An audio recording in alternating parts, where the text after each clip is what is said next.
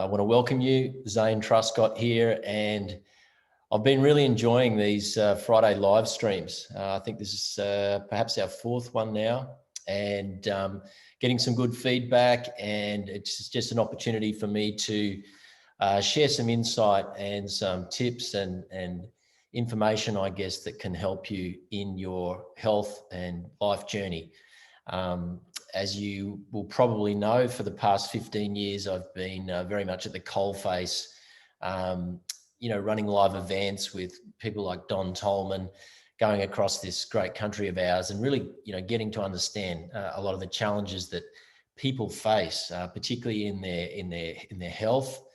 And one of the things I've found is that probably the biggest hurdle for most people is that they can't really get on any real consistency when they're looking to make positive change. So, this morning, what I thought I would do was just chat for maybe 30, 45 minutes, just about this topic of momentum and why it's so important, and why I guess in some respects it's the holy grail that we all search for when it comes to living a great life. And as the great Don Tolman has taught for many, many years, there are 5 aspects to the human experience, which anciently they understood and knew in the Latin as the Citius, Altius, Fortius, Socius, and Moneta. And it basically referred to 5 aspects, which is our mental, our physical, our emotional, our social relationships, and of course, our financial well-being as well. And so,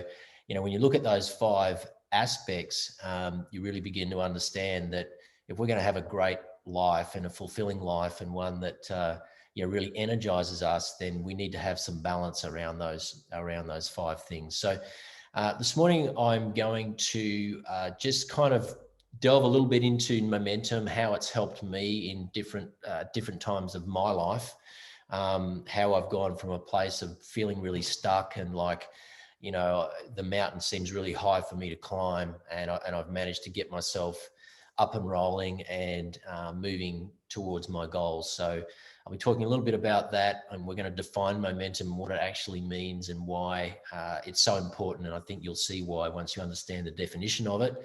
And then I want to dive into the 4 main things that holds us back when it comes to creating anything great in our life. So we're going to touch on those 4 things. And then I'm going to finish with 7 key steps that have helped me over the years, and I think can help you to create momentum in your life as well. So firstly, I like to refer to momentum as the engine room of success, because, it's really easy for us to make a decision to do something for it could be our physical health, it could be to lose weight, it could be to get off a medication. It could be to, make some improvements to our relationship, to our career, to our finances. And, inside all of those things, there are, thousands of little mini steps that you and I can take on a daily basis. The real question is, what are the obstacles that are holding us back from taking those steps on a consistent basis? Because it's one thing for us to, say, hey, I want to lose 10 kilos, or I want to get off, thyroxine, for example, which is a really popular medication a lot of middle-aged women are taking these days, and they're told that they should be on it for the rest of their life, unfortunately, by their doctors.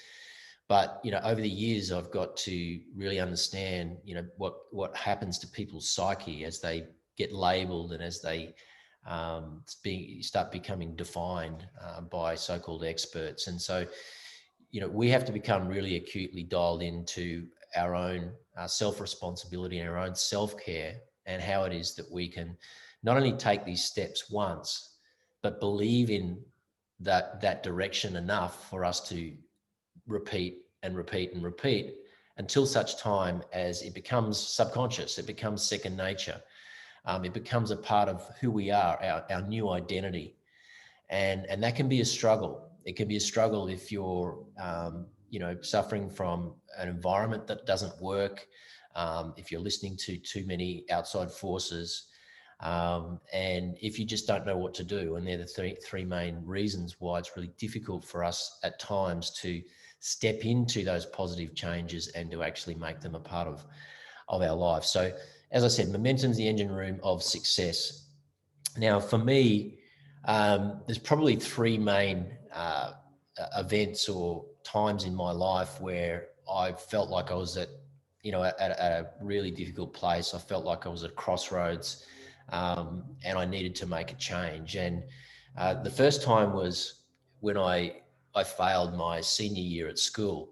And, at the time, I didn't realize that, sitting up the back of the room and throwing paper aeroplanes and always being late for class and spending half my life in the headmaster's office, I didn't realize that the outcome of that, when I got to the end, would actually be that, I had no future, and of course, that was the way I thought of it back then when I was, 16, 17 years old. And, I grew up in a very entrepreneurial family, and my mum and my dad separated when I was 8 years old, but they were both very, very entrepreneurial, and they went on to do, to do their own businesses and create their own things. And that had a big rub-off effect on myself and also my brother. But, at the time, what I felt for me, the pathway for my life was going to be that I needed to go to university, get a degree, have some strings to my bow so that I could go out and, create a career and everything that kind of follows on from that. And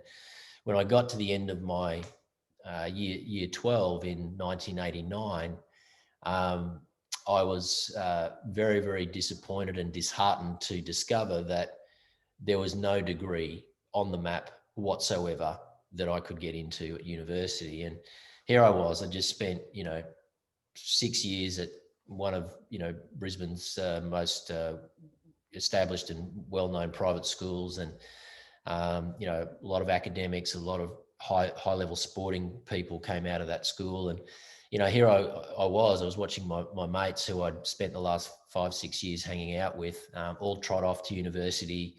Most of them got into the degrees that they wanted to. And I felt like a total failure. And I had to make a decision from that source of pain to actually, get the hell out of that state. So what was I going to do about it? What was I going to do to change and take responsibility for all the shit that I'd been getting up to that had caused that outcome? And I was fortunate. My mum and dad gave me an opportunity to repeat year 12. And so I went back with a renewed focus and a resolve that I was going to make a change. And so the following year in 1990, I, went forward with a clean slate in my mind and also, literally as well.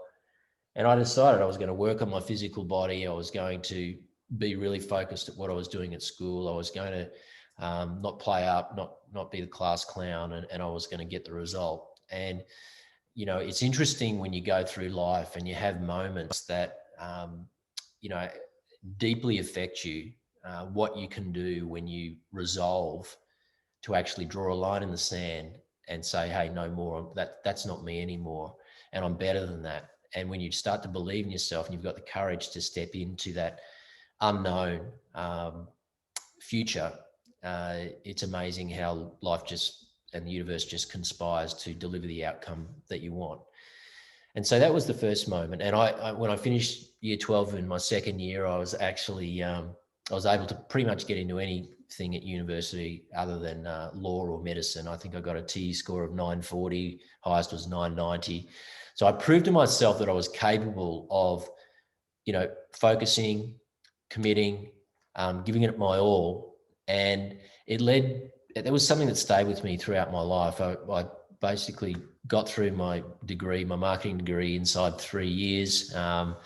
Meanwhile, a lot of my friends were deferring, or they were, finding themselves going back to the family farm and, they'd taken on degrees that were like 5-year degrees in law or optometry, things like that, which weren't really deep within something that they wanted to do, but they kind of felt that that's what they had to do at 17 years old. That was the decision they had to make for their life. But it was very interesting for me just to watch all that play out and how, meanwhile, everyone around me seemingly was not able to complete their degrees, or they're feeling disillusioned about what they'd chosen.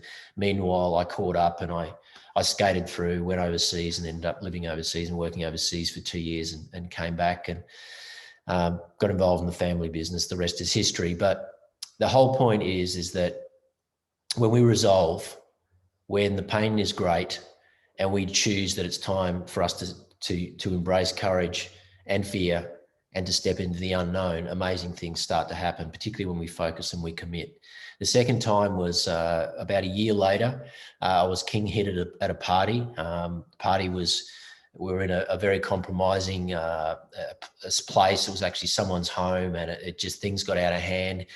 There were people who came into the party that weren't invited, and here we were. I think this is 1991. Things were different back then. There was not a lot of surveillance around, and I got king hit at a party from behind. I was not very conscious of the danger and what was transpiring in front of me. And out of that moment, I decided to get involved in martial arts, not just so that I could physically take care of myself, but so that I could really just boost my awareness and my consciousness around, threats and how I could manage those situations better. And, I had 2 long stints involved in martial arts. 20 years later, I was able to get my 2nd degree black belt. So, I think it was about 10 years between me getting my black belt and my 2nd degree black belt. But the point is that I learned so much about discipline and about staying the course and about consistently showing up through that process. And again, out of a painful moment, out of a resolve that I didn't want that to be, I don't want to put myself in a compromising, high-risk situation anymore. And so I felt like I owed it to myself to be able to take care of myself better. And so that's why I stepped into that. And then the third big moment for me was when my first business venture failed miserably. Owed quite a bit of money. I was 29 at the time, had 3 children under the age of 5 by that stage. And I was very fortunate that I had an amazing woman next to me, my wife Inga, who still to this day is just my rock when it comes to difficult moments. But, through a resolve, again, that we knew that it wasn't the end, that failure didn't have to be fatal, that we had an opportunity to learn from the experience and to take what we'd learned and to move forward and to create something for ourselves and our family is what stood us in good stead. And we were able to, about 3 or 4 years later, hook up with Don, and we ended up pretty much building his brand in Australia. And we went out for 15 years and really helped him to spread his message of whole foods and medicine, health food medicine, and natural health and self-care and all of that. But it just highlighted to me that both personally and professionally, these principles apply. And so much of what we create in our lives that is great comes out of difficult moments. So they were the big things for me, but always it comes down to our belief and our ability to embrace courage. And all that courage is fear when we actually embrace it. So, too many times we let fear stop us, fear of the unknown, fear that we're not enough, fear that it's not going to work out. What if I'm not going to be loved? What if, I'm going to look silly? What if I lose everything? And all of those things are legitimate concerns that come up for us in our lives. But, the acronym for fear is, of course, false evidence appearing real, or fuck everything and run. You know what I'm saying? But the thing is that fear is just an illusion. And when bad things can happen and you step in anyway because you have a resolve and you have a belief that, that you're big enough to handle whatever comes your way, that's what true courage is about. And I don't know about you, but, I'm really, really clear that nothing in this world that is truly great, comes without some form of courage or risk. And, we all know people around us who just kind of live for today and live for the weekend and that's fine. And if you want to just live an average life, that's fine. But I know that's not who I'm talking to on this page in my community. But the point is that we all have within us greatness, and it's only our environment, our habits, and what it is that we've allowed ourselves to become accustomed to over time, that is really what either dictates or defines change in our life. So it can either define our destiny in a good way, or it can define our destiny in a bad way. It can allow us to kind of, leaving this earth with the music still inside of us. And I think that that's such a tragedy. There's an awesome speaker in America. What's his name? I'm trying to think of his name, but he said, the wealthiest people on earth are the ones that are in the graveyard, who didn't live their dreams. And it's because we all have these wonderful, lofty ambitions when we're kids inside of us, and then somehow we get through time and space, and the experience of life just tends to dismantle a lot of that out of us, and we cultivate fear, and we don't know how to overcome these difficult emotions and everything that life throws at us. So courage is just so important when it comes to getting through obstacles, realizing that we are so much better than what we believe and that we tell ourselves. And all of that is very foundational when it comes to creating momentum in our life, just having that resolve and that mindset around it. So scientifically, momentum is, it's really defined as mass in motion. And it's basically made up of two components, and that is matter and velocity. And so if you think about it, matter can refer to anything. It can be this water bottle. It can be an idea in your head. It can be some kind of subject or object. But without any kind of forward momentum, without any life force, that idea or that thing, won't go anywhere. And so this is the fundamental thing. This is where most people get stuck.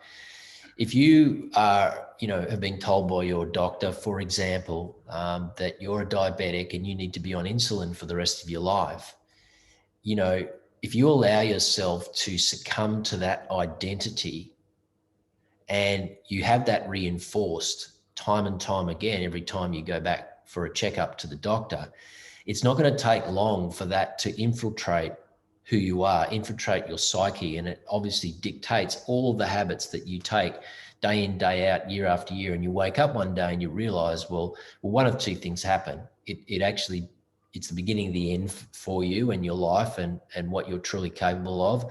Or you get to a point where you just decide that enough's enough and you're going to be more self-responsible. And so, it's just so important that we understand that without velocity, without forward movement, without energy attached to some idea that we want to make that change, or that we want to create financial freedom, or that we want better health, we want to lose weight, those things are all ideas that we've all had.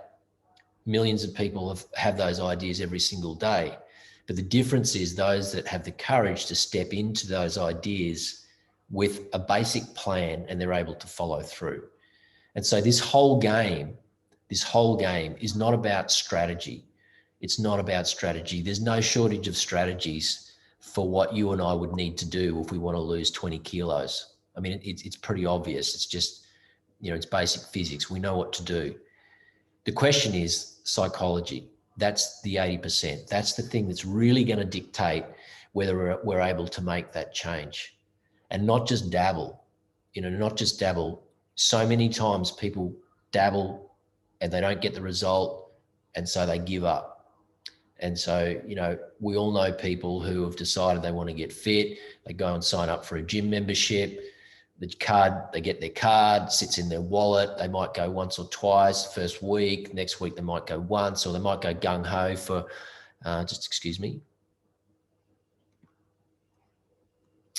they may go gung-ho for a month, and then, something sets them back into their old ways. And then, that's not how you create momentum. The only way you create momentum is that whatever it is that you're trying to create, it becomes as I guess, consistent and to some extent mundane as brushing your teeth. It becomes something that you just do every single day. So momentum, you need two parts. You need the idea, but then you also need to give it the energy and the life force. And so I'm going to be giving you some tips for how we create that energy and life force in the seven tips. The beautiful thing about momentum is that once you have it, once you have momentum, it is very, very difficult to stop. It is difficult to start. You know, the first time I walked into a karate, a Zendukai dojo back in 1991, you know, it was a pretty daunting prospect. And back in those days, it was a pretty brutal style in martial arts. And for me to walk in there as kind of this timid kid and to be surrounded by these, you know, incredible specimens of, you know, fighters and you know, just incredible athletes and really, really tough guys. It took me some time to become comfortable in that environment. But if I didn't have the resolve, if I didn't have the reason to step into that, I never would have done it. And it was the reason that kept me going back, you know, that second time and that third time and that fourth time. And then pretty soon it just became a part of me. And I was, you know, I could go to a function or a party with these guys and I just felt like I was a part of them, even though, you know, we had different interests and things in common that weren't in common outside of the dojo. I was able to relate to those guys in a very specific way. And so, you know, just realizing that, you know, things are hard to start with. They are often very difficult. And that's where, you know, having the reasons to change becomes so important. So just got a few notes here so that I stay on track for you. But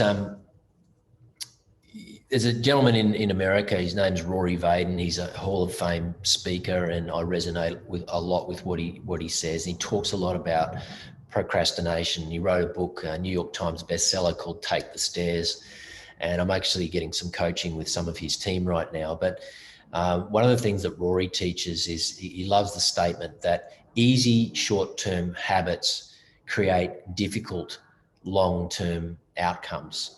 And conversely, difficult short-term habits create easy long-term outcomes. And I don't know about you, but if I was to apply that statement to your health, or any of the thousands of people who have come along to our programs with Don over the years, who are in search of better health solutions and you know, alternative solutions to the medical methodology, you know, just to have that statement in your toolkit and to realize that the more that we embrace the difficult things today, the more we're going to have the pleasurable things tomorrow. It's really the pain pleasure paradigm of life. And too many of us today have lost the ability to delay gratification, and it's costing us. You know, it's costing us because we're addicted to comfort. And, you know, I believe that we can have comfort and pleasure and joy as well as doing all the difficult things we need to do. I believe that life has room for both. But if we spend our time just immersed in everything that's comfortable and we're not disrupting our subconscious habits and constantly, you know, trying to make ourselves better, then for me, that's not a great place to be, because, you know, one of the things that we all thrive on as human beings is making forward progress all of the time. Because if we're not constantly growing, we just start to lose our mojo. We start to lose our, you know, sense of achievement, sense of joy, sense of purpose in life. So, yeah, easy short-term habits create difficult long-term outcomes, and difficult short-term habits cultivate easy long-term outcomes. So for those of you who, you know, are trying to take a big leap with your health, it could be physical, it could be emotional, it could be mental. Just, you need to realize that more of the things that you embrace today that are a little more challenging, the more it's going to pay off for you down the track. But the more you stay in your comfort zone with all of that, the more pain and the more price you're going to pay down the track. So very, very important that we have that insight and we have access to that. So the four main forces that really stop us from creating any kind of forward momentum in our life is what I like to refer to as our radio frequency. And our radio frequency is basically everything that we say to ourselves about ourselves when no one else is around. It's also what we expose ourselves to on a daily basis that we allow to create the atmosphere around our emotions and around our mind. And there are four things that really have a massive impact on this atmosphere. The first is our past. Our past. Now, our past is our past. It's not our future. Our past is there for us to learn from. The problem is that too many people are heading forward through life looking in the rearview mirror. And it's impossible to do that. You can't drive your car down the road looking through the rearview mirror without eventually, crashing. And it's the same in our life. We need to use all of what's happened to us in the past, all the positives, all the negatives, all the challenges, all the pitfalls, all the struggles, all the pain. We need to use that as fuel to create this forward momentum in our life, to take the life lessons and to use that as the impetus for us to move forward. So just realize that our past is our past. It's not our present and it's not our future. Our present is our gift. The present is a gift. That's where the word present comes from. It is a gift. And it's more of a gift when we learn from what happened yesterday, and we can move forward with the lessons of our past. So number one is past. Number two is our addictions. Our addictions. Now, we're either addicted to comfort, we're addicted to medication, we're addicted to fast food, we're addicted to social media, we're addicted to alcohol, we're addicted to a lot of things, and we're an addicted society by and large. And the thing is that everything around us is basically serving up the ability for us to be addicted on a platter. You go to the supermarket, 95% of what you see on the shelf contains addictive substances, inflammatory foods, food additives, processed, refined, this and that. Everything is against us. And so with consciousness, we're able to move away from our addictions. If we're not conscious, we're not disrupting our subconscious habits, then we're always going to stay in that addicted frame of mind, because the whole world is conspiring for us to be addicted, and so that we can fulfill whatever agenda is at stake here. So addictions are the other thing that hold us back. So we need to be really acutely dialed into what are those habits that are a part of us on a daily basis, and which ones can we easily disrupt with a little conscious thought and turn into positive addictions. Fears, I spoke about that a little earlier, so I'm not going to go into that too much, but just realizing that fear is never fatal, or failure is never fatal, I'm sorry.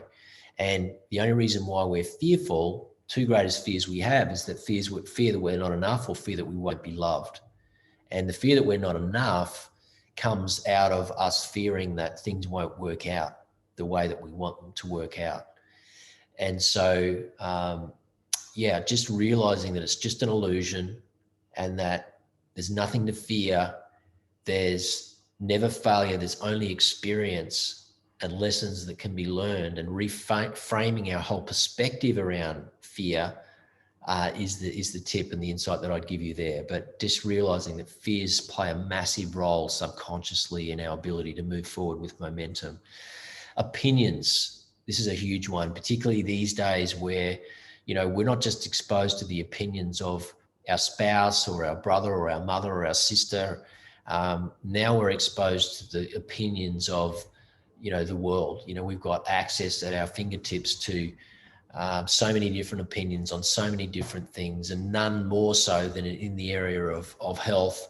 I mean, everybody's got an opinion. There's so much conflicting information. There's so much overwhelm. There's not a shortage of information. There's just a shortage of really good information out there.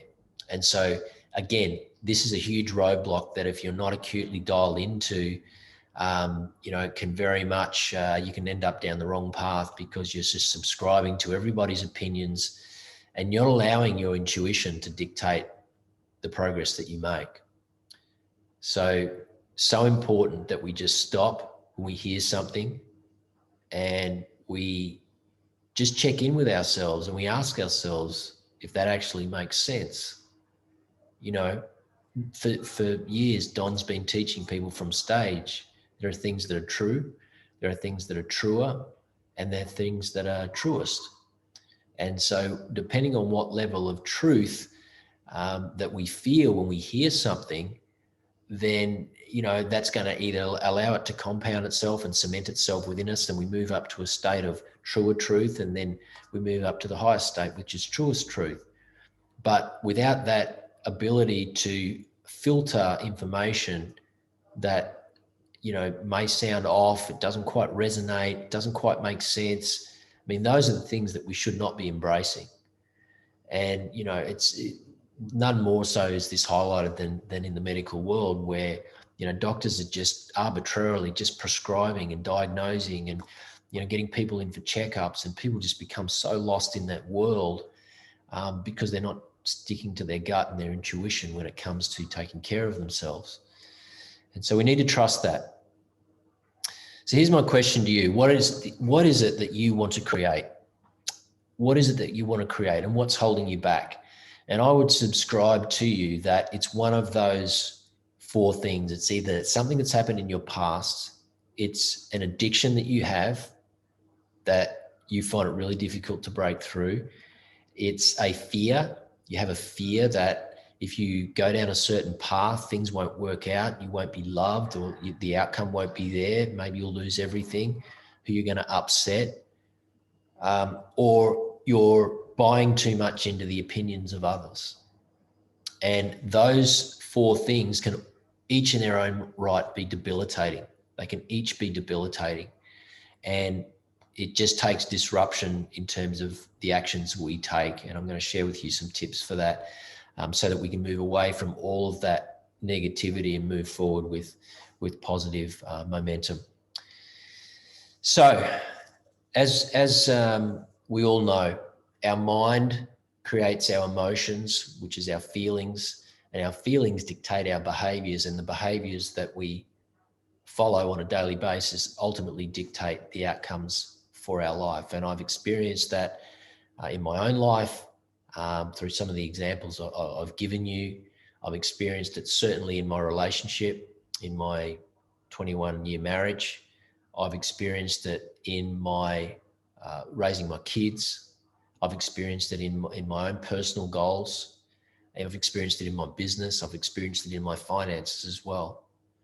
And so the Holy Grail is for us to find ways that we can know what we want, step into that with a degree of action, and then repeat and repeat and repeat until it just becomes habit, and we start to really create the life that we want. So there's 7 ways or 7 steps to creating momentum that I sort of definitely have lived by and have subscribed to for many, many years. And the first is that we need to identify the source of our pain, or the source of our suffering, or the source of our tension. What is the biggest source of stress that you have in your life right now?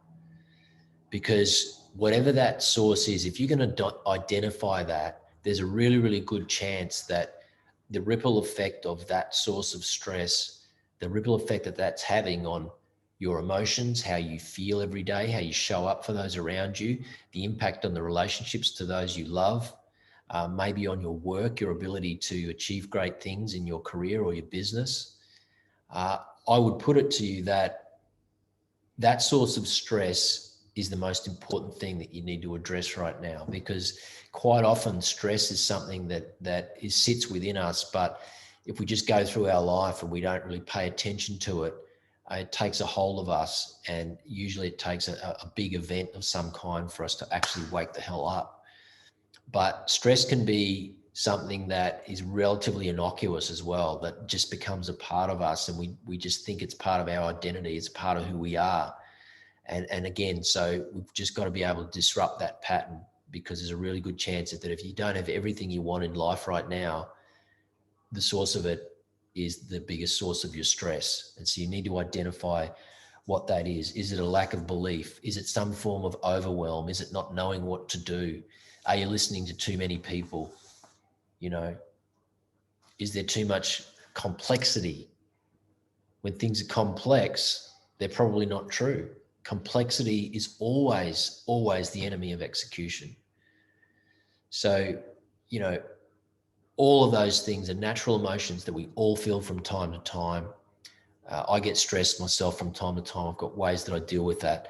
But every time I find that I'm losing myself and just not getting through my day with the right amount of productivity, or I'm not feeling great, or I'm having some kind of a challenge in my family life or my personal business life, you know, I need to just stop, reset, identify the source of the most stress, and then really focus on unpacking and dealing with that particular thing. So that's number one, identify the biggest source of stress that you have. There are ways that you can release stress. For me, the thing I love to do the most is just to practice intentional breathing. You know, we breathe hundreds of thousands of times every single day, and we do it subconsciously. And, you know, we can survive days without food. We can survive, you know, hours without water, or even days without water, but we can't survive very, very long without air. And so air is something we take for granted, but specifically breathing. And, you know, I've done a lot of yoga over the years, obviously through my, you know, martial arts training. There's a lot of attention paid to breath work. So that's why I like to refer to it as intentional breathing. So I encourage you every single day, whenever there's stress in your life and you can't quite identify the source of it, number one is to identify where the biggest source is coming from. And then number two is to go and find a quiet space away from your typical environment and just practice releasing the tension through conscious breath. Conscious deep breath work really helps to relieve anxiety, stress. It helps you to relieve tension, brings oxygen into your brain so that you can start to think more clearly as well. So that would be the number one. Being really conscious of your environment is so important. And so, you know, if you're finding that you're just not making any progress, you're finding that you want to lose weight, but you just can't seem to do it, you find that you've tried everything and failed, a lot of it has probably got to do with who you're listening to, what you're allowing to infiltrate your mind. And so that's the time when, if you're not getting results, you've got to stop and you've got to say, okay, where can I find a new radio frequency? Where can I find a source of new information that's going to inspire me?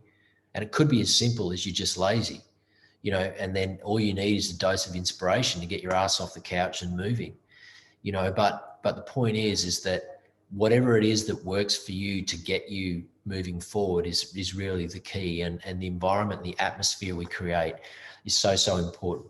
So that's what I would say to you there. Just ensure that your environment, what you're listening to, who you're dialed into, you're really, really conscious of that. The next step would be to create clarity. Now, you've got to get clear on what you want now and make it measurable. If it's to get off medication, okay, set a time frame. You know, don't go cold turkey. You know, wean yourself off it. It might be 3 months, it might be 6 months, a time frame that's comfortable for you. Obviously, you need to do a bunch of things that, you know, safely around that in terms of your diet and lifestyle that are going to support that process. But set a measurable target. You know, because when you measure and you set targets and you schedule things, they tend to become real. They tend to become part of your subconscious. And even to this day, I still schedule my daily workouts. I put them into my iCal. So my, you know, 5:30 a.m. workouts, I put them in, even though it happens pretty much every day. I still put them into my calendar because it's just a discipline that infiltrates my mindset and my emotional state that, you know, it allows me not to negotiate with myself. So whatever it is you're trying to overcome, so be it getting off medication, be it losing weight, be it improving your relationship, you want to set little yardsticks and timeframes. If it's losing weight, make it measurable. I want to lose 5 kilos by, you know, the next 60 days. I want to lose 10 kilos within the next 6 months. Make it realistic, but make it measurable. So getting really clear on what it is that you want to create. Could be in your finances. You know, I want to save, you know, $10,000 within the next 6 months so that I've got a little bit of a buffer. things like that. Rather than just saying, oh, look, I really should save more, or I really should lose some weight. The universe conspires when you've got clarity. So, you know, there's this thing called grace. We don't know whether it's a higher power or whatever it is, but when you're clear on what you want and you give energy to that thing, there's a thing called grace that just tends to show up to really help you move towards that thing. Nobody knows what it is, but it's just a reality and a fact of life. It's a universal law of life, but it only happens once you're clear on what you want. Number 3 is to know your why, to know your why. And the why is really the juice. Okay, so what we've done so far is we've identified our main source of stress, and I've given you a few tips on how to deal with stress.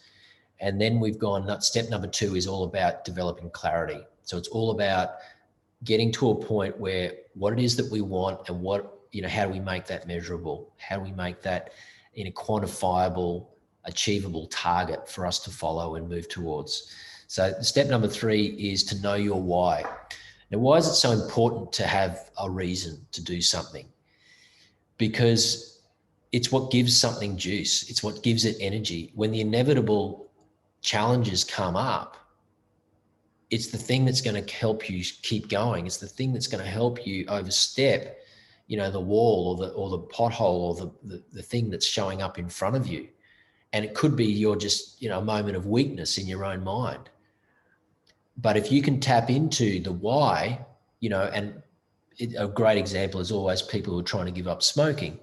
You know, for somebody who's smoked for 20, 30 years to try and give up smoking, it's probably one of the most difficult things you could ever do. So how do you do that? Well, the only way to, you know, help somebody to give up smoking who's been, you know, addicted to nicotine for 30 years is to create leverage. And the only way you're going to create leverage is for them to be really clear on some of the really bad shit that's going to happen for them in their life if they don't stop. And it may not be their own health that is a big enough reason for them to stop. But, you know, if you can say to them, well, you know, you're not going to see your grandkids or your children grow up, you know, those kinds of things, or you're not going to be able to enjoy the fruits of all of your labor that you've worked so hard to create over the last, you know, 30, 40, 50 years. So those are the things that we need to get really clear on that are going to give us the leverage in order to keep sticking with the program when the inevitable going gets tough. So knowing what your why is just so important. Number 4 is to set simple targets. So simple incremental targets. Don always used to say to people, just take baby steps, because if you run before you can walk, you're going to fall over and crash. And it's just so true. You can't have a baby learn to walk before they can crawl. And it's just a simple analogy, but the same thing applies to anything major that we're trying to change in our life and create momentum for. And so it's so important we break things down into bite-sized pieces. The only way to eat an elephant is one simple bite at a time. Otherwise, it just becomes overwhelming. The task at hand becomes just too much, and chances are we give ourselves permission not to do anything.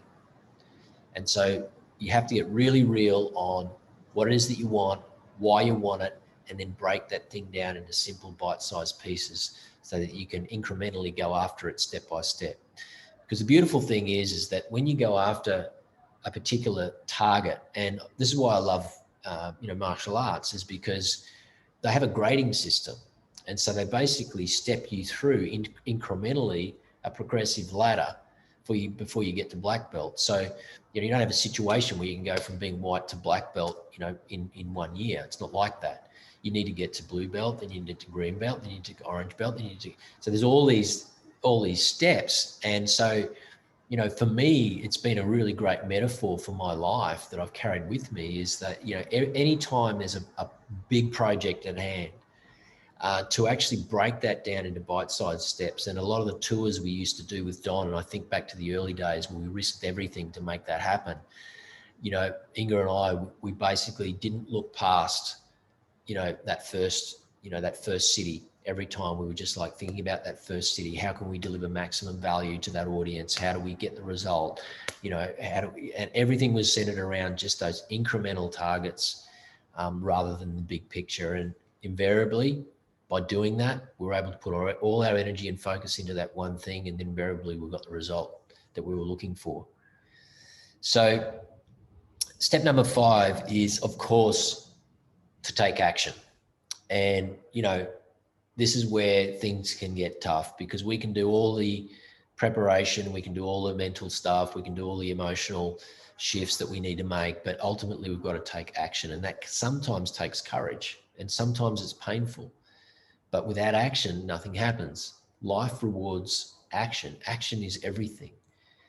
And so once you've gotten clear on what you want, you've released the stress, you've got a why, and you've broken things down into simple, measurable steps, the next thing for you to do is the hardest part, which is to actually step into that and to take action.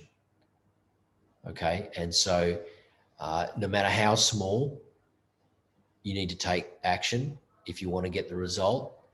Once you do that and you repeat that and you do that again and you repeat that, repetition is the mother of skill.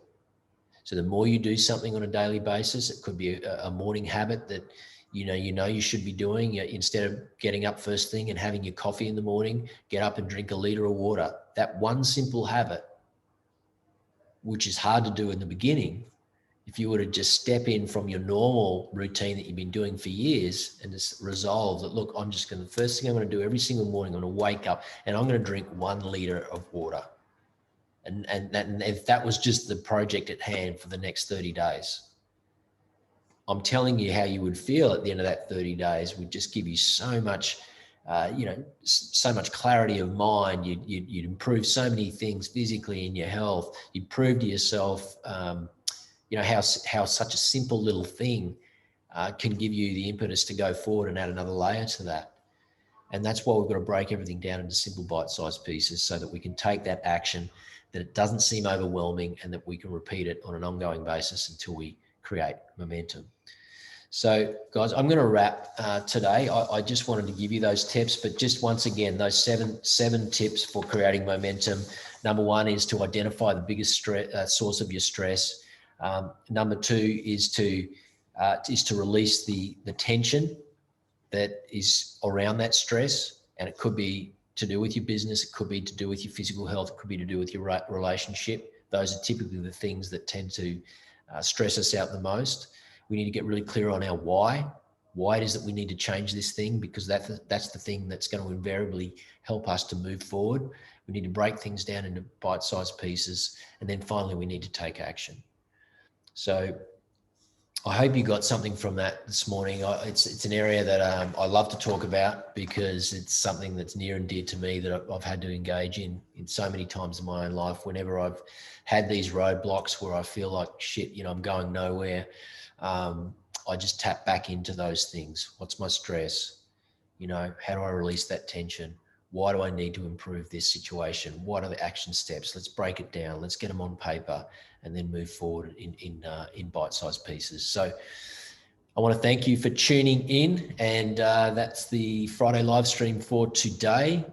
And I look forward to seeing you next time on my Facebook page. I hope you got something from that. Have a great Friday. Have a great weekend. Really appreciate you. Take care.